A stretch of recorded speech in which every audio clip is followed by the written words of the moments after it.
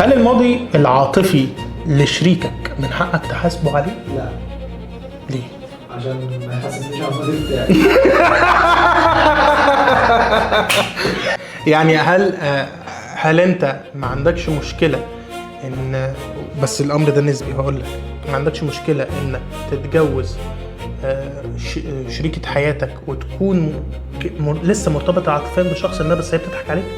لا صعب ده. ايوه ده كده حاجه مش قرار. الماضي، ده مش بحسب. اوريدي حاجه ستيل. لا بس من جواها هو العلاقه انتهت. لا اصل دي ظاهره بنت كلب زباله. هي الفكره كلها ان هي يعني احاسبه ولا باخد قرار بناء على ده؟ ما هو انا ما محاسب. ينفعش احاسب حد على حاجه. حلو، انت مش هتحاسب حد على الماضي بس قرارك هيبقى ايه؟ لا انا على حسب الموقف هقرر قرار، بس من غير ما احاسب حد على حاجه هي فاتت. ماشي. تخيل لو انت اتجوزت وبعد فتره اكتشفت ان شريكه حياتك هي لسه مرتبطه عاطفيا بشخص ما مش قادر تنساه، هتتصرف ازاي؟ الله. شوف طلقها.